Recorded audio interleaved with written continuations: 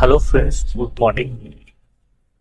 Welcome to Jakhar and company. मैं हूं पुखराज जाखड़ और आज की इस क्लास में हम बात करने वाले हैं सेल्स क्या होता है, बाजार में सेल्स की प्रोसेस कैसे चलती है, क्या क्या ध्यान रखना है हमें, जब हमारा रोल कब से स्टार्ट होगा, और जब हम किसी कस्टमर से सारी डिटेल्स इंफॉर्मेशन पूछेंगे तो हमें क्या क्या इंफॉर्मेशन उससे लेनी है। इन सब चीज़ों के बारे में हम डिस्कस करते हैं। और सेल की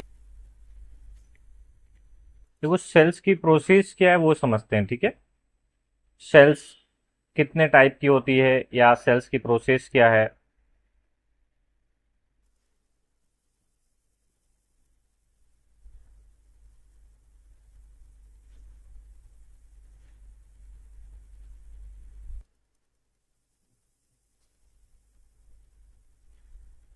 पहले तो देखो, यहां पर हमें सेल बिल दिखता कैसा है वो देख लेते हैं थोड़ा। देखो, कोई भी पार्टी सेल बिल बनाती मैन्युअली तो इस तरीके का उसका परफॉर्मा होता है। जैसे ये इन्होंने क्या करा है, कॉम्प्यूटराइज बिल टाइप करा रखा है, सॉरी, प्रिंट प्रिंट करवा रखा है। बिल बुक छपवा रखी है उसने अपने नाम की। तो इसमें बेचने वाला कौन है, मतलब सप्लायर कौन है, इसका नाम यहाँ ऊपर दिखता है। कभी भी आपको लगे कि सप्लायर कौन है तो सबसे पहले हमें यहां पर आकर के देखना है कि इस बिल में सप्लाई किसने दी है और परचेज किसने करा है। तो परचेजर का नाम यहां पर आएगा, मतलब कि जो कस्टमर होगा उसका नाम यहां आएगा, और सप्लायर का नाम ऊपर आता है। आपने इतने सारे परचेज के बिल चढ़ाए, सबका सप्लायर नाम ऊपर ही था। जैसे मां भगवती अपना यहां पर आ रहा था क्योंकि हम उनसे परचेज कर रहे थे, हम उनके कौन है, कस्टमर्स हैं। किसी भी सप्लायर्स के हम क्या है, कस्टमर्स है। और वो जिनसे हम माल परचेज करते हैं वो हमारे कौन होते हैं, सप्लायर्स होते हैं। यहां पर देखो, उस सप्लायर्स के जीएसटी नंबर भी आपको ऊपर दिख रहे हैं। ये क्या लिखा हुआ है यहाँ पर, टैक्स इनवॉइस। क्या लिखा हुआ है, टैक्स इनवॉइस। अब इससे इसकी यहाँ पर उसकी इंफॉर्मेशन, मोबाइल नंबर दिए हुए। अभी पार्टी, ये जो सप्लायर से ये बनाता क्या है, तो देखो मैन्युफैक्चर्स मतलब निर्माण करता है। क्या बनाता है, ड्रेस मटेरियल। फिर इसका एड्रेस क्या है, तो देखो यहाँ पर एड्रेस लिखा हुआ है 618 अपर ग्राउंड। कई जगह यूपी लिखा हुआ रहेगा खाली, तो आपको ध्यान रखना यूजी में क्या होता है, अपर ग्राउंड होता है। आरआरटीएम मार्केट में इसकी ऑफिस है या दुकान है। और जो इसका कस्टमर से वो है Leeladhari cloth store. Leeladhari cloth store में देखो अभी स्टेशन में क्या लिखा हुआ है, लीलाधारी क्लॉथ स्टोर कहाँ की पार्टी है। तो देखो मैं आपको सॉफ्टवेयर में दिखा देता हूँ, वहां पर हमें समझ नहीं आ रहा। कई बार हमें राइटिंग का इश्यू रहेगा, तो अगर आपको कहीं डाउट रहता है तो आप उनसे वापस जाके पूछ लेने का, सर यहाँ क्या लिखा हुआ है। ये प्रॉब्लम हमें फेस करनी ही पड़ेगी।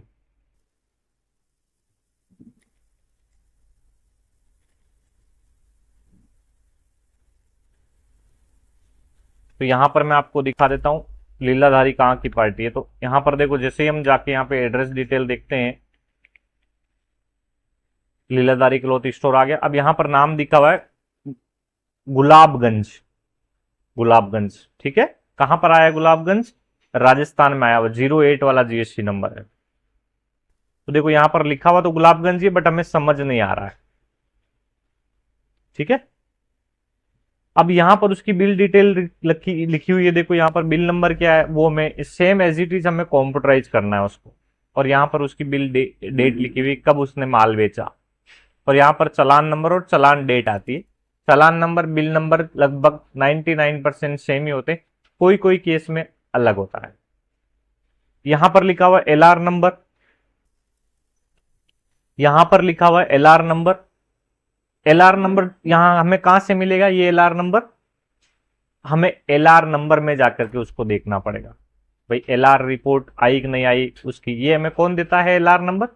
ये हमारा जो पंडित है जो पार्सल उठाता है वहां से दुकान पे लेके जाता है, तो वहां पर हमें यहाँ पे ये डालना होता है।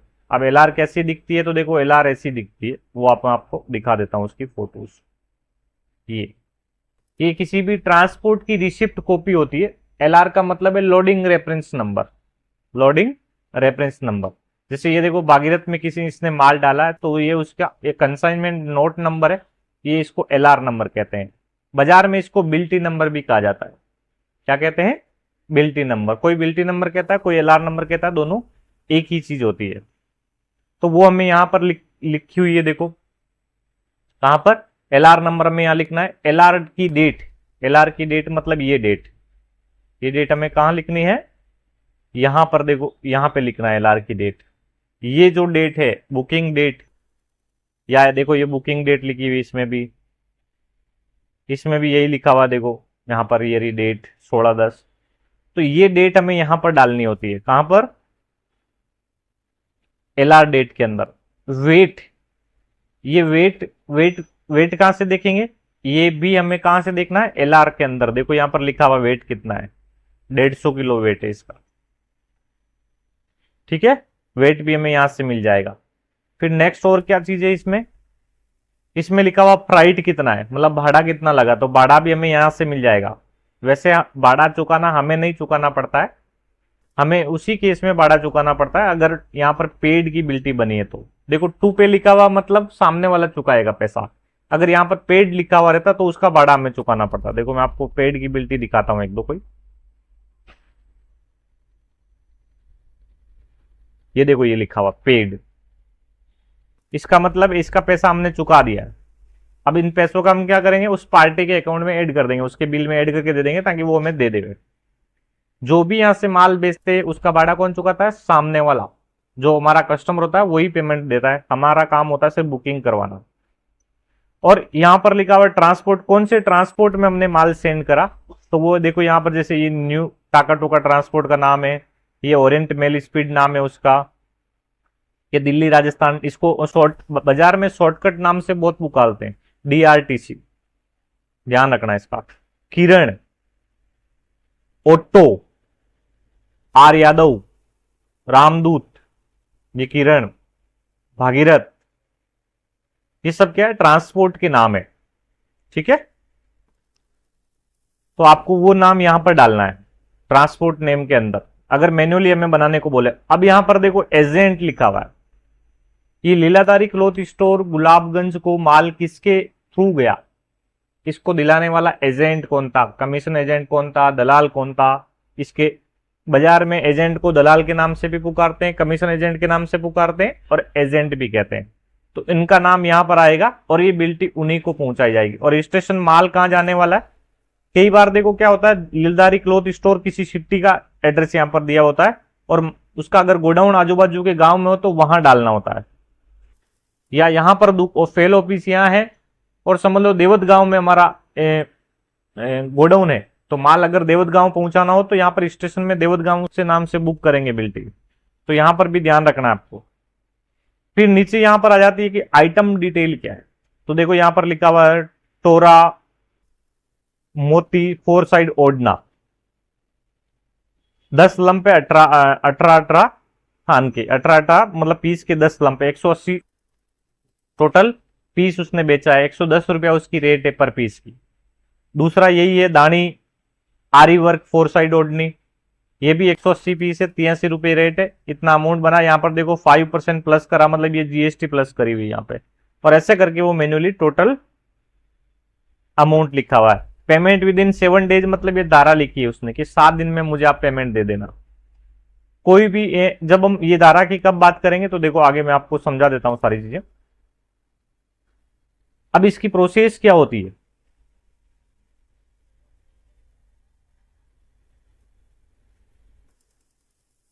इसकी प्रोसेस क्या होती है, तो देखो यहां पर कैसे काम करता है, हमारा काम कब से स्टार्ट होगा। बिल आपने देख लिया फॉर्मेट कैसा होता है बिल का, हमें कहां कहां ध्यान रखना है, और यहां पर हम अब प्रोसेस कहां से स्टार्ट होगी हमारी। तो देखो सबसे पहले क्या होता है, आड़तिया या एजेंट कस्टमर को दुकान पर लेकर गया था, मैं दोनों आपको साथ में कर देता हूं। अब कस्टमर को सेल्समैन सैंपल दिखाता, हमारी ऑफिस में जो सेल्समैन होते हैं वो क्या करते हैं, कस्टमर को बिठाते हैं, पानी पिलाते हैं और सैंपल दिखाना स्टार्ट करते हैं। कस्टमर सैंपल सेलेक्ट करता है, कस्टमर को सैंपल और रेट के साथ में बताते हैं, सर ये 500 रुपए की रेट की आइटम है, या 1000 रुपए रेट की आइटम है, ये क्वालिटी है, ये है। और वो क्या करता है, अपने अपने हिसाब से उसको जो पसंद है वो सेलेक्ट करता है।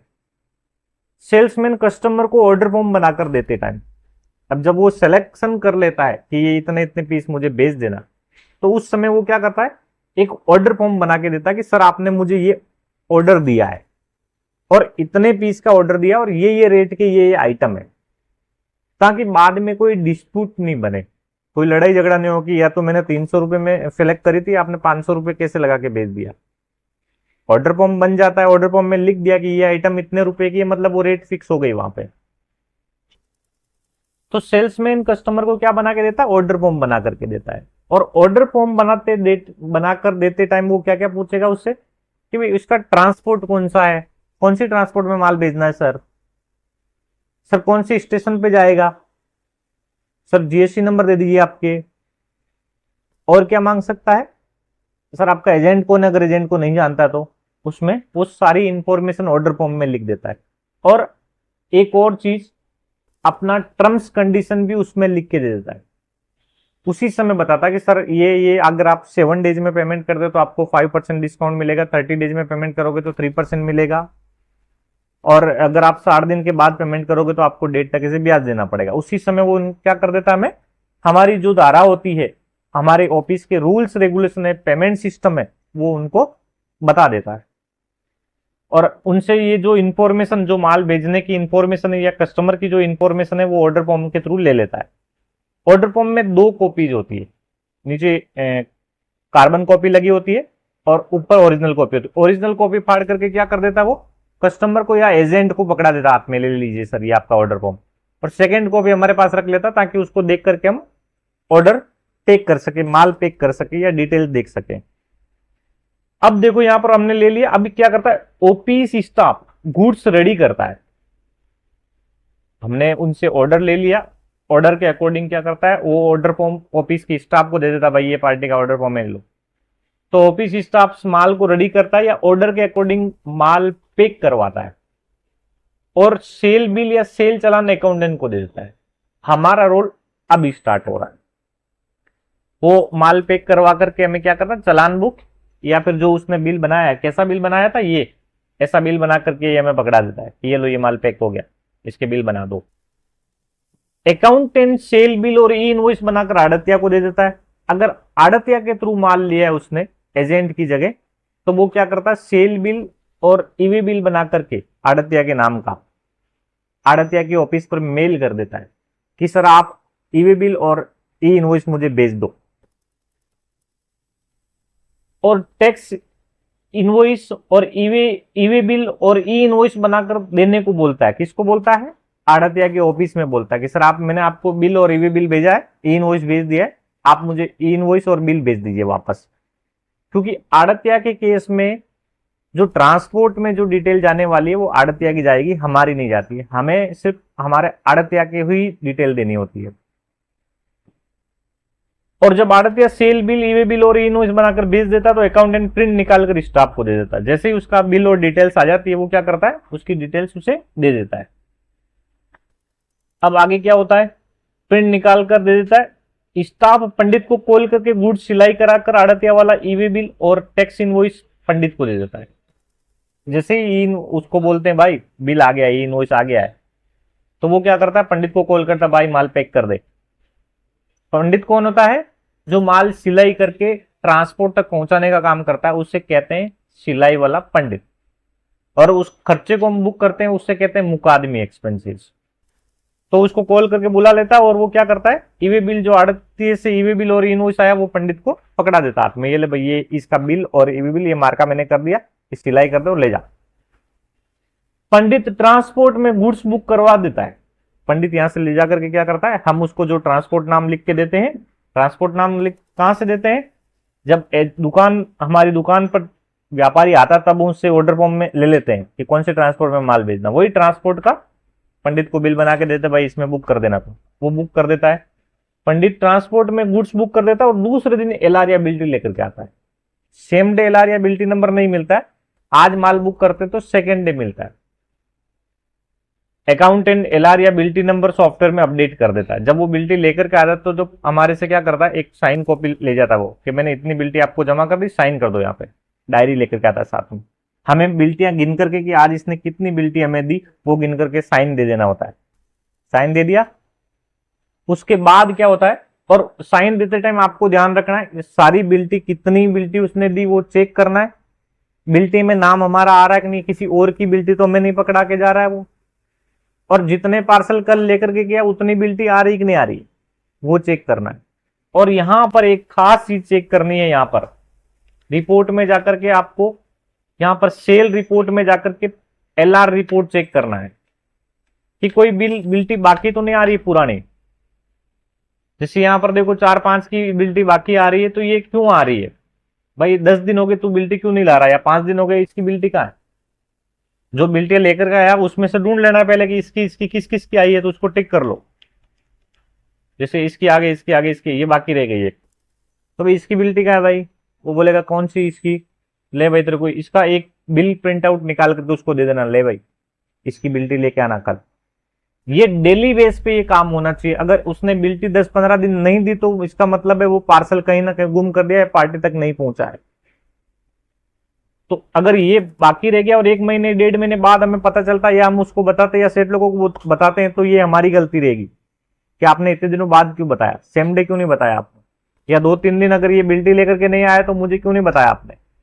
इसमें पार्सल गुम करने की ज्यादा चांसेस रहते हैं। तो आपको ध्यान रखना है यहाँ पर कि हमारा पार्सल या गुम नहीं जाए या सेट को कोई लॉस नहीं हो जाए। तो ये जब भी आप बिल्टी काउंट करोगे, ये एलआर रिपोर्ट चेक करके, अगर कोई पेंडिंग एलआर रहती है 2-3 दिन से ज्यादा, तो उसको इसका बिल निकाल करके वापस पकड़ाना, भाई इसकी भी बिल्टी लेके आना कल। 2-3 दिन में वो ला के दे देता तो ठीक है, नहीं तो सेट लोगों को इन्फॉर्म करना है कि इसको भाई जी मैंने ये बिल निकाल के दिया था दोबारा बिल्टी लाने के लिए, लेकिन अभी तक लाया नहीं है, तो आप इससे बात कर लो। तो वो बात कर लेंगे, हमारी जवाबदारी ये है, ठीक है। अब वो उससे बात करके अपना आप क्लियर करवा देंगे वो। फिर क्या है, अब देखो एलआर, अकाउंटेंट एलआर या बिल्टी नंबर सॉफ्टवेयर में अपडेट करके 2 प्रिंट आउट निकाल कर स्टाफ को देता है। जैसे ही बिल्टी आती है वो क्या करता है, सॉफ्टवेयर में यहां पर आकर के जब बिल बनता है तो यहां पर डिटेल नहीं होती है। बिल बनता है तब हम ये कॉलम खाली रहता है, कौन सा, ये कॉलम खाली रहेगा, ये कॉलम खाली रहता है, ये खाली रहता है, ये खाली रहता है, बस सिर्फ और सिर्फ ट्रांसपोर्ट का नाम ही लिखा हुआ रहता है। सेकेंड है जब वो बिल्टी लेकर के आता है तो वो एलआर नंबर वहां उस एलआर में देख करके यहां अपडेट करते हैं, और इसकी कितनी कॉपी निकालते हैं, 2 कॉपी निकालते हैं। एजेंट के केस में 3 कॉपी निकालेंगे, और आड़तिया के केस में कितनी कॉपी, 2 कॉपी। देखो अकाउंटेंट एलआर या बिल्टी नंबर सॉफ्टवेयर में अपडेट करके 2 कॉपी प्रिंट आउट निकालकर स्टाफ को दे देता है। स्टाफ आड़तिया के ऑफिस पर जाकर 2 कॉपी में से 1 कॉपी आड़तिया को देकर साइन कॉपी पर साइन करवा करके रिटर्न अकाउंटेंट को दे देता है। 1 कॉपी क्या करता है, वो आड़तिया के ऑफिस में दे देता है साइन कर, और 1 कॉपी उससे साइन करवा के ले आता है, देखो मैंने कॉपी जमा करवा दी आपको, बिल्टी मैंने जमा करवा दी है आपको। तो हमारे पास एक प्रूफ हो जाता है कि भाई मैंने यहाँ पे बिल्टी दे दी आपकी ऑफिस में। वो साइन कॉपी हमें वापस अकाउंटेंट को ला करके देता है। अब अकाउंटेंट का दूसरा क्या रोल है, अकाउंटेंट सेल बिल में सीरियल वाइज फाइल कर देता है। 15 से 30 दिन बाद आड़तिया का कॉल आता है, सर आपका इस बिल का पेमेंट मंगवा लो। वो जो साइन कॉपी लेकर के आता है वो हमें सेल बिल फाइल में रखनी है सेव करके। जब पेमेंट के टाइम फोन आएगा कि भाई 15 या 20 दिन बाद उसका कॉल आएगा कि पेमेंट मंगा लो इस बिल का, तब वो साइन कॉपी मांगेगा हमसे कि साइन कॉपी साथ में लेके आना, नहीं तो पेमेंट नहीं मिलेगा। तो वो साइन कॉपी जब हमें उसका कॉल आएगा तो वो हमें बिल नंबर लिखाएगा कि इस बिल की साइन कॉपी भेजो, तो वो बिल नंबर में नोट करना है, वो साइन कॉपी वापस बाहर निकालनी फाइल में से और हमारे स्टाफ को देना है। अकाउंटेंट स्टाफ को सेल फाइल में से साइन कॉपी निकाल कर दे देता है और पेमेंट मंगवा लेता है, और वो क्या करता है, पेमेंट मंगवा लेता है और नेक्स्ट डे बैंक में डिपॉजिट कर देता है। उस पेमेंट को दूसरे दिन बैंक में डाल देता है और सॉफ्टवेयर में अपडेट कर देता है, पेमेंट रिसीव कर लेता है। एलआर में अब देखो इसमें क्या क्या, आड़तिया और एजेंट में क्या क्या फर्क रहेगा। एलआर में कंसाइनर नेम में आड़तिया का नाम आएगा। जब एलआर कंसाइनर नेम में क्या आएगा, कंसाइनर नेम का मतलब यहां पर जैसे देखो यहां पर ये बना हुआ है तारिका टेक्सटाइल के नाम से, तो ये एजेंट के थ्रू माल गया हुआ है। तारिका टेक्सटाइल किसके नाम से गया हुआ, एजेंट के नाम से गया हुआ, और कंसाइनी मतलब इसको भेजा है। और जब आड़तिया के थ्रू माल जाता है तो देखो क्या होता है, देखो यहां पर आड़तिया का नाम लिखा हुआ आ रहा है कंसाइनर में। Shri Balaji tex print private limited कौन है, एक आड़तिया है, और माल किसको भेजा है? राकेश सालेचा बाड़मेर को भेजा है। आड़तिया और एजेंट में फर्क सिर्फ यही होता है, जब वो आड़त के साथ आता है तो वो आड़त वाला आदमी बोलता है कि सर बिल मेरे नाम से बनेगा, माल इसको भेजना है। और एजेंट के केस में क्या होता है, उसका सिर्फ नाम लिखा होता है यहां पर कि भाई मैं इसके साथ में एजेंट में हूं यहां पर। और आड़त के केस में वो बिल का, ये मीनाक्षी साड़ी सेंटर बिलोड़ा जो नाम है ना, ये यहां पर हस्ते में आएगा और यहां पर आड़त का नाम लिखा जाएगा। इतना ध्यान रखना आपको। जैसे Shri Balaji tex print private limited कौन है?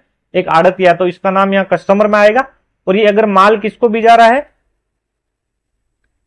राकेश सालेचा बाड़मेर को भी जा रहा है, तो आपको यहां पर देखो क्या लिखना है, हस्ते में लिखना है राकेश सालेचा बाड़मेर, और स्टेशन यहां बाड़मेर आ जाएगा। और एजेंट के केस में ये मीनाक्षी साड़ी सेंटर ही रहेगा, सिर्फ एजेंट का नाम यहां पे रखना है, बाकी सब चीजें प्रोसेस हमारी रहेगी। अब यहां पर देखो क्या रहेगा, एलआर में कंसाइनर नेम में आड़तिया का नाम आएगा, आड़त के थ्रू अगर माल जाएगा तो कंसाइनर में आड़तिया का नाम, एजेंट के थ्रू माल गया तो हमारा खुद का नाम आएगा। एलआर में कंसाइनी नेम में हस्ते वाली पार्टी का नाम आएगा। कंसाइनी नेम में तो हमारे केस में भी, एजेंट वाले केस में भी पार्टी का ही नाम आएगा, और आड़तिया वाले केस में भी, दोनों में सेम ही रहता है ये। प्राइवेट मार्का में भी आड़तिया का ही आएगा। प्राइवेट मार्का क्या होता है, देखो यहां पर ये प्राइवेट मार्का नंबर है 129x1, मतलब ये दिखाता हूं आपको, देखो इसको प्राइवेट मार्का कहते हैं कि 163 नंबर पार्सल था और 2 पार्सल गए हैं उसमें एक ही बिल में, 163x2। तो यहां पर भी अगर आड़त के थ्रू माल जाता है तो क्या आएगा, आड़तिया का प्राइवेट मार्का नंबर आएगा, और अगर एजेंट के थ्रू जाता है तो हमारा प्राइवेट मार्का नंबर आएगा। ये आपको ध्यान रखना है इसमें। ये सेल प्रोसेस विद आड़तिया की कंप्लीट प्रोसेस, इस तरीके से सेल बिल बनते हैं, सेल प्रोसेस चलती है बाजार में। तो आपको इन सब चीजों का ध्यान रखना है। एलआर नंबर का खास तौर से ध्यान रखना है कि एलआर गड़बड़ नहीं हो जावे, किसी और की एलआर में पंडित नहीं पकड़ा जावे। एलआर हमारे नाम की एक नहीं है, आड़तिया के नाम की एक नहीं है, किसी और आड़त का किसी और में तो नहीं डाल दिया है उसने, वो ध्यान रखना। और अब जब आप सेल बिल बनाओगे तो यहां पर आपको इतना ध्यान रखना कि इस पार्टी का पूरा मास्टर बनाते टाइम कंप्लीट इंफॉर्मेशन डाल देनी है। कंप्लीट इंफॉर्मेशन हमें कहां से मिलेगी, मास्टर में हम जब सेव करेंगे तब कहां से लेके आएंगे इंफॉर्मेशन उस पार्टी की,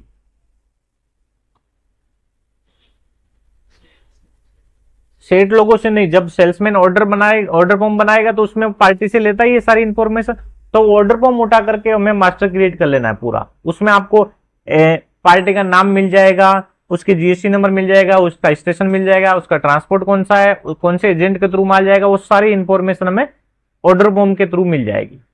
तो जब हम नई पार्टी क्रिएट करेंगे, पहली बार हमारे सिस्टम में मास्टर क्रिएट करेंगे, तो हमें ऑर्डर फॉर्म का सहारा लेकर के मास्टर क्रिएट कर देना है।